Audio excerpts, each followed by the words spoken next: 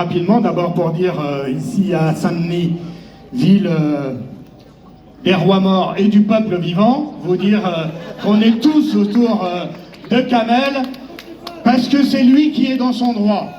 On est devant la maison de la justice et du droit, et le jour où Kamel a arrêté, avec Éric Coquerel, on était tous les deux au commissariat de Saint-Denis pour essayer de prendre des nouvelles et le sortir de là. La manifestation a été pour le plan d'urgence pour l'école. Ça fait 3 mois qu'un mouvement d'ampleur pour un plan d'urgence pour l'école, pour l'éducation de nos enfants, se déroule dans ce département. Ça fait 3 mois qu'il est soutenu massivement par les élus, par les parents d'élèves et par la communauté éducative. Et ça fait 3 mois que le gouvernement méprise ce mouvement, ne répond à aucune de ses revendications. Et donc, c'était bien légitime que ce jour de l'inauguration du centre aquatique olympique en présence du président de la République, il y ait une manifestation pour se faire entendre. Et Kamel, un des plus capés, un des plus responsables sur le plan syndical, aussi avec un trait de caractère relativement calme et flegmatique, ce qui ne l'empêche pas d'être déterminé et rigoureux, a été victime d'une cabale. Il l'a très bien expliqué. Et c'est vrai, tu as raison, que quand je suis allé au commissariat, la commissaire m'a dit « Écoutez, la Bravem, on en a un peu ras-le-bol ». Alors nous disons, depuis la réforme des retraites, depuis la création de cette unité de police par Darmanin, pour principalement réprimer le mouvement social, nous demandons que cette police d'exception, qui rappelle des heures sombres de notre histoire, soit dissoute. La Bravem doit être dissoute. Enfin, je voudrais dire que ce qui arrive à Kamel aujourd'hui, ils vont lui demander de s'accuser coupable. On va dire, c'est une comparaison de plaider coupable. Alors on va lui dire, tu plaides coupable, tu dis que tu as dit ça alors que tu ne l'as pas dit, et puis on s'arrange, tu n'auras rien, tu repartiras libre. Bon, Kamel, je ne vais pas te dévoiler, mais tu vas dire non. Moi je veux que le droit y passe, parce que je ne veux pas m'accuser de quelque chose que je n'ai pas fait. Et je ne rentrerai pas dans la combine. Donc bravo Kamel pour ton courage et pour ne pas s'en tenir là et aller au bout du combat. Enfin, ce que je voudrais dire, c'est que ce qui arrive à Kamel, c'est l'illustration aussi de la période politique dans laquelle on vit. Le macronisme, par ses politiques économiques, par ses politiques antisociales, mais aussi par ses politiques de répression et ses politiques sécuritaires, a depuis des années déroulé le tapis rouge à l'extrême droite et au Rassemblement national. C'est eux qui ont été non pas un rempart, mais une passerelle, un pont pour les idées du Rassemblement national, de la loi retraite au 49.3 en passant par la loi immigration et toutes les répressions du mouvement syndical. Alors aujourd'hui, au moment où Sophie ou Kamel parlaient, on avait sur nos téléphones l'information comme quoi la droite française, les Républicains, sont en passe de passer un accord électoral avec le Rassemblement national pour les élections législatives de tout à l'heure. On le sait, on s'est baptisé hier par un accord historique, le Front populaire. Mais le Front populaire, le nouveau Front populaire des années 2024, qui fait référence à une grande histoire de France.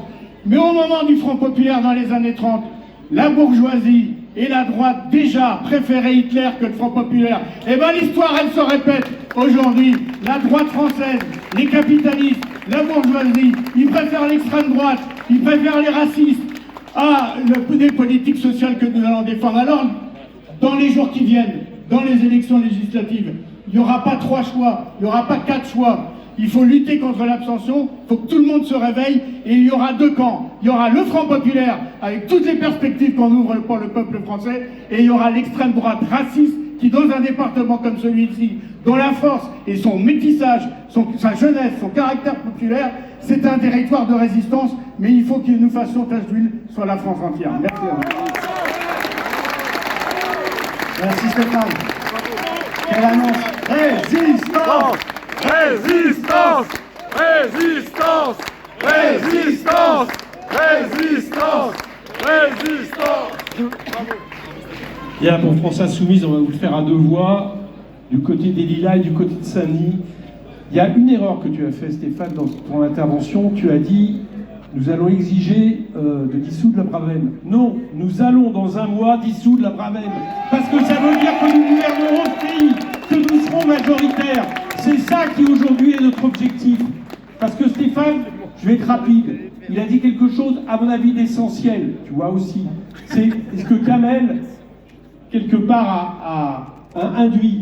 C'est que tout ce qui arrive à Kamel, tout ce qui est arrivé, par exemple, il y a 2 semaines, à des militants écologistes face à Green Duck, 50 gardes à vue uniquement pour s'être rassemblés. Tout ce qui est arrivé la veille à des militants qui se mobilisaient contre le fait que Total allait ouvrir des nouveaux centres de forage, c'est-à-dire plus de 200 personnes mises en garde à vue. Tout ça, en réalité, c'est de manière rampante l'application méthodique du programme d'extrême droite, parce qu'on vient d'appeler le bloc bourgeois Emmanuel Macron. C'est ça qu'ils ont fait. C'est ça qu'ils ont fait. Et après, ils sont étonnés que l'extrême droite soit banalisée dans ce pays. Quand vous faites voter la préférence nationale, qui est au cœur du programme de l'extrême droite depuis des années, comment ne pas comprendre qu'à partir de là, les citoyens soient désorientés et se disent, après tout, si même eux qui avaient été élus pour faire barrage par rapport au Rassemblement national finissent par adopter le programme du Rassemblement national, c'est peut-être que le programme du Rassemblement national n'est pas si terrible. C'est ça que nous devons aujourd'hui à Emmanuel Macron. Il a banalisé l'extrême droite. Et moi, ce que je crois, c'est que c'est pas seulement, et c'est déjà ça, le fait qu'il préfère Hitler au Front populaire. Mais moi, je vais vous dire, je pense que Emmanuel Macron a dissous en pensant qu'il allait cohabiter avec le Rassemblement national, et ça lui fera même pas mal, parce qu'il continuera à appliquer la même politique, avec quelque chose qu'on oublie de dire en général. C'est que le Rassemblement national, évidemment, c'est l'hyper-racisme, mais c'est aussi une politique néolibérale.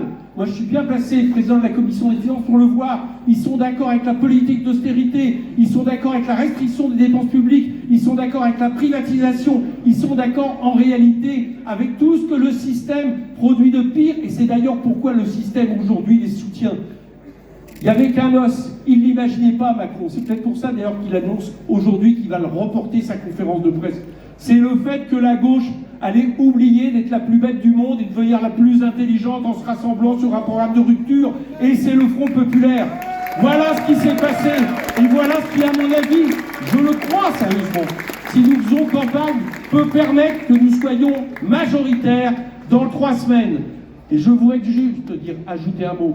Kamel, j'ai pas beaucoup parlé de toi, mais je crois que tu auras compris, tu l'as fait toi-même, et j'ai entendu que Sophie disait avec justesse que c'est le premier meeting du Front populaire. Moi, je suis fier que ça soit dans une ville où on a dû faire tous cumuler la gauche 90% des voix le week-end dernier, que nous le fassions, et c'est parfait. Mais effectivement, dans nos mobilisations, je crois que c'est le camarade précédent qui le disait, d'ici les élections, il va y avoir le samedi que vous proposez contre l'extrême droite, et l'appel des syndicats est absolument essentiel, parce que le Front populaire n'est pas juste un cartel de partis, c'est la réunion des forces politiques, sociales et aujourd'hui écologistes. Mais il y a aussi autre chose, c'est que la bataille pour Gaza continue, la bataille pour le cessez-le-feu continue, la bataille, ça va être dans le programme aujourd'hui qui va être présenté, la bataille pour que dans un mois, un gouvernement de Front populaire décide la reconnaissance unilatérale de l'État de Palestine doit continuer. C'est ça aussi l'engagement que nous avons pris, c'est ça que nous allons respecter. Bien, je ne vais pas être longue. D'abord, je voudrais revenir sur l'importance de se battre pour les libertés syndicales, associatives et politiques. Il faut se rappeler qu'il y a des centaines de gens qui ont été poursuivis pour apologie du terrorisme, pour une formulation dans un tract, y compris des responsables du DCGT, mais aussi jusqu'à la présidente d'un groupe parlementaire. Il faut se rappeler des milliers de blessés à Sainte-Soline. Il faut se rappeler de toutes celles, de tous ceux qui sont passés par la répression. J'en ai fait les frais il y a 4 ans, 25 heures de garde à vue pour avoir tenu un tableau de Macron à l'envers quand on était avec le mouvement climat, les copains des Amis de la Terre et de la Confédération paysanne. On s'est retrouvés d'ailleurs à plusieurs dizaines en garde à vue en même temps.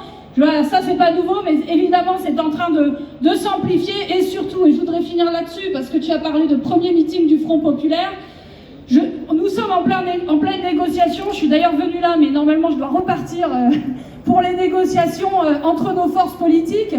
Ce que je voudrais vous dire, c'est que nous avons saisi la responsabilité historique que nous avons à gauche. Nous allons nous battre unis. Nous avons lancé un appel et nous avons acté le principe principe de candidature unique dans chacune des circonscriptions. Nous avons déjoué les pièges de la division. Nous allons partir avec un programme commun, inspiré par les syndicats, les associations, les collectifs citoyens, parce que nous savons que c'est de vous que nous tenons notre force. Alors mobilisez-vous partout. Nous allons être responsables, nous à gauche, mais il faut que tout le monde s'y mette. Il faut des mobilisations samedi, tous en manifestation, mais aussi partout en Seine-Saint-Denis, partout dans la France. Il faut que dans chaque ville, nous disions non au fascisme, parce que c'est ça qui nous pend au nez. Le fascisme n'a jamais été aussi près de prendre le pouvoir, d'accord? C'est ça qui est devant nous, évidemment, avec une répression qui serait évidemment encore rien, qui n'aurait rien à voir encore avec ce que l'on connaît aujourd'hui. Donc le moment est grave, mobilisation maximale. Il y a plein de jeunes, il y a plein de gens des quartiers populaires qui ont voté et ils n'avaient jamais voté aux européennes. Tous ces gens-là, il faut qu'ils se remobilisent dans 3 ou 4 semaines. Nous avons besoin de vous, mobilisez-vous partout. Voilà, nous sommes avec vous, il faut que vous soyez avec nous, il faut qu'on construise ensemble. Nous avons besoin du mouvement social, nous en avons besoin maintenant, mais je vous le dis et je finis là-dessus, nous aurons besoin de vous aussi quand nous serons au pouvoir. Parce que nous considérons aussi que nous avons besoin de mouvements sociaux forts, et une fois au pouvoir, nous aurons besoin aussi que vous nous rappeliez nos responsabilités. Voilà. Oui, comptez sur la Seine-Saint-Denis. Alors pour ne pas faire trop long, on a donc des parlementaires qui n'ont plus leur écharpe. On en a un qui a son écharpe encore, c'est Fabien Gay. Tu veux pas dire un mot, Fabien? Il me soutient, Fabien. Et c'est un gars costaud. Cher ami, chers camarades, je pense qu'on a tous, Aurélie vient de le dire, des choses à faire dans la période. Chaque minute, chaque jour, chaque instant compte. Il va falloir mobiliser pour, d'une part, éviter la catastrophe annoncée, parce que c'est quand même le premier objectif, et ouvrir une perspective. Et si cette perspective elle s'ouvre, on sera encore là, comme l'a dit Aurélie Trouvé, pour pousser, pour porter les revendications populaires et des salariés. Tout ça pour vous dire que je vais rentrer dans cette fameuse maison de la justice et du droit. Mon camarade Sylvain me rappelle que le 16 à Pantin, sur le canal, il y a une petite fiesta qui sera aussi un moment convivial du Front Populaire. Vous êtes tous invités, il fait un super mojito et il le livre gratuit. Voilà, je t'ai fait une bonne publicité. Et le 27, il y a la Bourse du Travail d'Aubervilliers, il y a une nouvelle action pour défendre la Bourse du Travail d'Aubervilliers. Et pareil, on est face à une macroniste. Tout le monde à Aubervilliers pour défendre la Bourse du Travail. On rappelle qu'on est là parce que nous, ce qu'on veut, c'est un plan d'urgence. Elle est où Zoé? Elle va chanter avec moi. Nous, ce qu'on veut, c'est un plan d'urgence. Nous, ce qu'on veut, c'est un plan d'urgence. Nous, ce qu'on veut, c'est un plan d'urgence. Elle a une plus belle voix. Louise. C'est un plan d'urgence. Nous, ce qu'on veut, c'est un plan d'urgence. Nous, ce qu'on veut, c'est un plan d'urgence. Nous, ce qu'on veut, c'est un plan d'urgence. Nous, ce qu'on veut, c'est un plan d'urgence. Un plan d'urgence pour qui? Et qu'est-ce qu'on veut? Un plan d'urgence. Pour qui? Pour la Seine-Saint-Denis. Et qu'est-ce qu'on veut? Un front populaire. Pour qui? Allez camarades, tout ce combat, moi je vais rentrer, c'est juste une formalité, pas la peine d'attendre. On a, je pense, chacun des agendas bien chargés. On va y aller avec l'avocat de la CGT, on va dire qu'on veut un procès, ça va durer 5 minutes. On a encore une fois d'autres choses à faire. Ceux qui veulent continuer à écouter de la musique, voilà, le DJ de la CGT 93 va mettre le son. Sinon, à très bientôt dans les luttes. Merci encore à tous.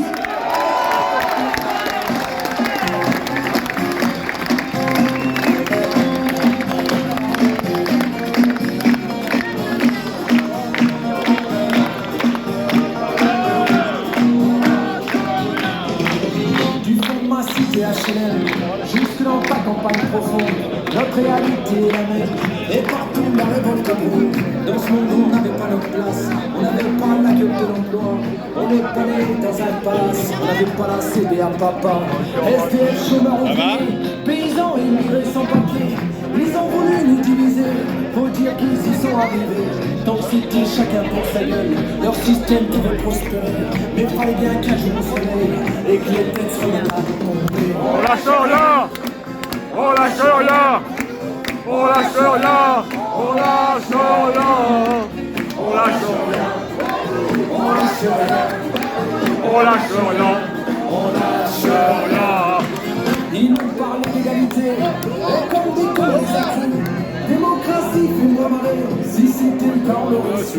Que pèse notre bulletin de vote face à la loi du marché? C'est qu'on est cher qu'on va on s'est bien fait baiser. Et que pèsent les droits de l'homme face à la vente d'un Airbus? Au fond, il n'y a qu'une seule règle en somme, se vendre plus pour vendre plus. La République se prostitue sur le trottoir. Tu pourras m'envoyer quelques photos parce que j'avais personne.